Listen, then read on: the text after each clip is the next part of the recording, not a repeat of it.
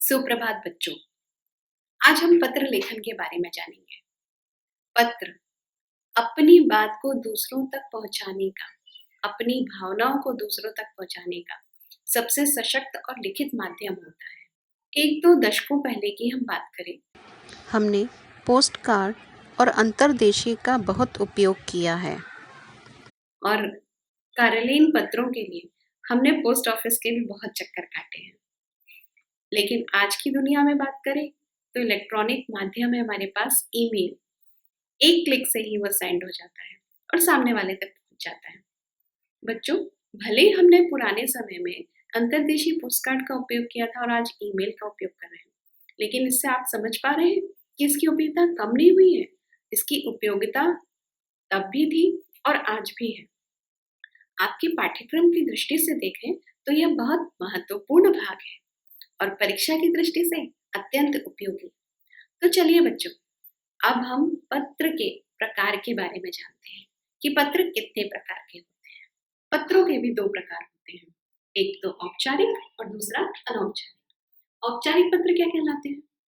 ऐसे पत्र जो हम व्यक्तिगत रूप से नहीं लिखते हैं, जो व्यवसाय के लिए लिखे जाते हैं, प्रधानाचार्य के लिए लिखे जाते हैं या कार्यालय में उपयोग के लिए लिखे जाते हैं, या शिकायती पत्र होते हैं जिसमें व्यक्तिगत जानकारी नहीं होती है, जो हम अपने सगे संबंधियों को नहीं लिखते हैं, उसे हम औपचारिक पत्र कहते हैं। और अनौपचारिक पत्र ऐसे पत्र जो हम व्यक्तिगत रूप से लिखते हैं, हम अपने परिवार के लिए लिखते हैं, हमारे माता पिता, भाई बहन, सगे संबंधी, इनके लिए जो पत्र लिखे जाते हैं उन्हें हम अनौपचारिक पत्र कहते हैं। औपचारिक पत्र और अनौपचारिक पत्र के भी कई प्रकार होते हैं। अब हम इनको समझते हैं। पत्र लिखते समय ध्यान रखने योग्य जो बातें होती हैं वह इस प्रकार से है। भाषा सरल व स्पष्ट होनी चाहिए। पत्र लेखक तथा प्रापक की आयु अर्थात पत्र जो लिखता है और प्रापक की आयु, प्रापक अर्थात जो प्राप्त करता है, उसकी आयु, योग्यता, पद आदि का ध्यान रखा जाना चाहिए। पत्र में लिखी बात संक्षिप्त में होनी चाहिए। पत्र का आरंभ व अंत प्रभावशाली ही होना चाहिए। भाषा एवं वर्तनी शुद्ध तथा लेख स्वच्छ होना चाहिए। भाषा अर्थात जो हम जिस लैंग्वेज में, जिस भाषा में हिंदी भी लिख रहे हैं तो हिंदी में कठिन शब्द नहीं आने चाहिए। वर्तनी शुद्ध होनी चाहिए अर्थात इसमें कोई भी स्पेलिंग मिस्टेक नहीं होना चाहिए। लेख स्वच्छ होना चाहिए अर्थात जो आप शब्द लिख रहे हैं, अक्षर लिख रहे हैं वह भी स्वच्छ होना चाहिए, साफ होना चाहिए। पत्र प्रेषक तथा प्रापक वाले का पता साफ व स्पष्ट लिखा होना चाहिए। जो पत्र भेज रहा है और जो प्राप्त कर रहा है उनका जो पता है वह साफ सुथरा होना चाहिए। कक्षा परीक्षा भवन से पत्र लिखते समय अपने नाम के स्थान पर क ख ग तथा पते के स्थान पर कक्षा परीक्षा भवन ही लिखना चाहिए। जब भी आप एग्जाम देते हैं तो एग्जाम के समय आपको परीक्षा भवन या परीक्षा हॉल में बैठे हैं या क्लास का कोई पेपर चल रहा है तो वहां पर आपको अपना नाम नहीं लिखना है। वहां पे क ख ग लिखना है और फिर कक्षा या परीक्षा भवन में अपना भवन का नाम लिखना है या कक्षा का नाम लिखना है, वहां पर भी अपना नाम नहीं लिखना है। अपना पता और दिनांक लिखने के बाद एक पंक्ति छोड़कर आगे बढ़ना चाहिए। एक पंक्ति छोड़कर आगे लिखना चाहिए। पत्र में काट-छाँट नहीं होनी चाहिए। यदि आप पत्र में काट-छाँट करेंगे तो वह गंदगी अलग से ही दिखेगी। पूरा पत्र जो है वह साफ-सुथरा नहीं होगा, अतः काट-छाँट नहीं करनी चाहिए। बच्चों, वैसे तो अनौपचारिक पत्र व्यक्तिगत होते हैं। हम अपने माता-पिता, भाई-बहन, सगे संबंधियों को लिखते हैं। लेकिन थोड़ा-सा यहाँ पर भी शिष्टाचार का ध्यान रखना पड़ता है। यदि हम इनसे अच्छे से बात नहीं करेंगे तो ये नाराज़ हो जाएँगे। इसीलिए थोड़ा-सा ध्यान रख कर के यदि हम लिखेंगे तो बहुत अच्छा प्रभाव पड़ता है। तो बच्चों चलिए, हम इस पत्र का प्रारूप देख लेते हैं। प्रेषक, जैसा कि मैंने कहा, जो लिखने वाला होता है उसका नाम और नाम के नीचे पता आता है। पत्र के ऊपर बाईं ओर पत्र लेखक या प्रेषक को अपना नाम और पता लिखना चाहिए। फिर उसके बाद दिनांक लिखना चाहिए। दिनांक लिखने के बाद संबोधन तथा अभिवादन का भी बहुत फर्क पड़ता है। पत्र लेखक को सावधानी और कुशलता से तथा अपने प्रेम से भरे हुए हृदय का परिचय देना चाहिए।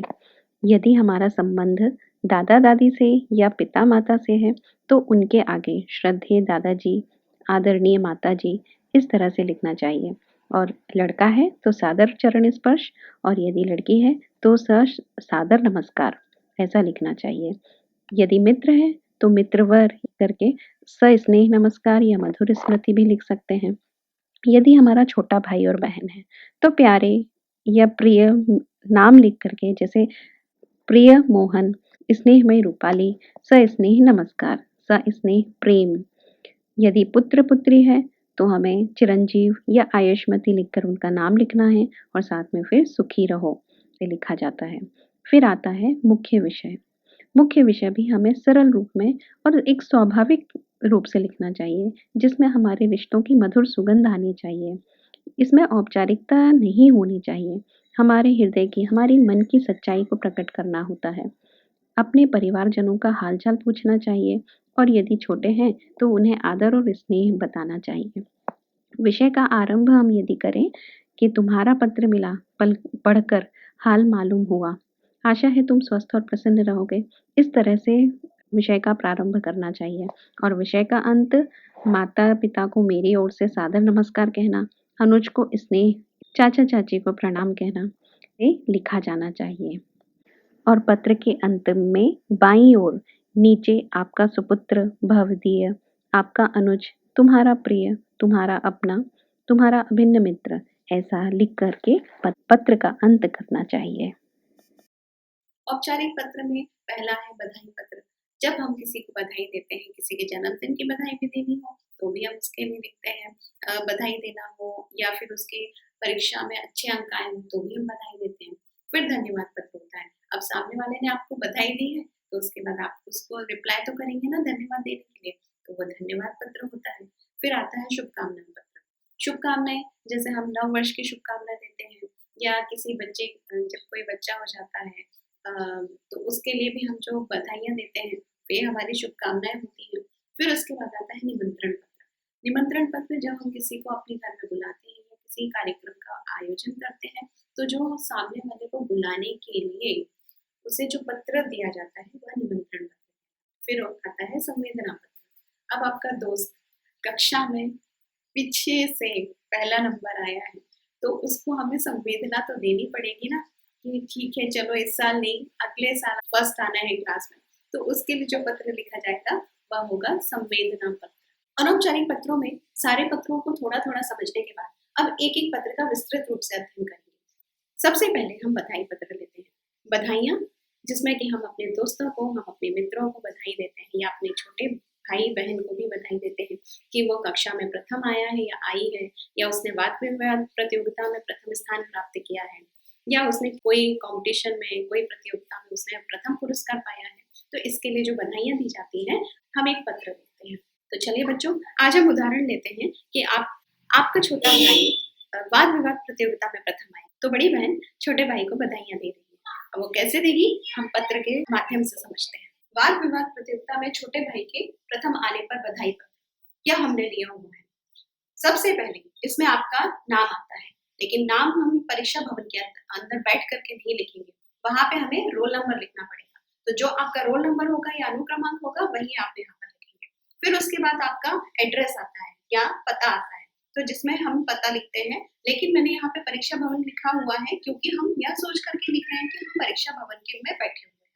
फिर वहां का पूरा एड्रेस आएगा। उसके बाद आता है हमारा दिनांक।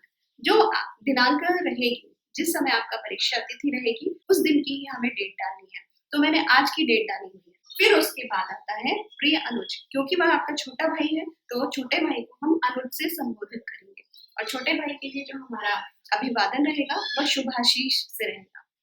इसके बाद हमारा मुख्य भाग आता है। मुख्य भाग में सबसे पहले, जैसा कि मैंने आपको बताया था कि उसके लिए पहले कुशलता शेम पूछी जाती है, तो सबसे पहले हम लिखेंगे तुम्हारा पत्र मिला, पढ़कर समाचार ज्ञात हुआ, यह जानकर खुशी हुई कि तुमने वाद विवाद प्रतियोगिता में प्रथम स्थान प्राप्त किया है। यह सब तुम्हारे परिश्रम का फल है, इसके लिए तुम्हें बहुत बहुत बधाई। यह तुम्हारे लिए वास्तव में गौरव की बात है। साथ ही मुझे तुमसे यह उम्मीद है कि तुम इसी तरह से आगे भी सफलता प्राप्त करते रहोगे। बच्चों, थोड़ा सा स्पेस कम होने के कारण मैंने इसे ऊपर लिखा हुआ है, आप इधर से लिखेंगे। ये जो मेरा हाथ देख रहे हैं यहाँ पर, ये इधर से एक लाइन में ही, जैसे ही आपका रहोगे के बाद से नीचे एक लाइन में पैराग्राफ ऐसे लिखना है, तुम्हारे के ठीक नीचे तो लिखेंगे मम्मी पापा एवं दादा दादी की ओर से आशीर्वाद, तुम्हारी बहन अब आपकी वो बड़ी बहन है, इसलिए आप तुम्हारी बहन या तुम्हारी दीदी या तुम्हारी अग्रजा ये भी लिख सकते हैं। साथ में हमें अपना नाम लिखना नहीं है, तो इसलिए यहाँ पे मैंने रोल नंबर लिखा हुआ है 1 2 3। तो आप भी इसी तरह से लिखेंगे। बच्चों, ये है हमारा बधाई पत्र। बधाई पत्र के बाद अब हम दूसरा पत्र लेंगे, उसको भी मैं विस्तृत रूप से वर्णित करूंगी। धन्यवाद।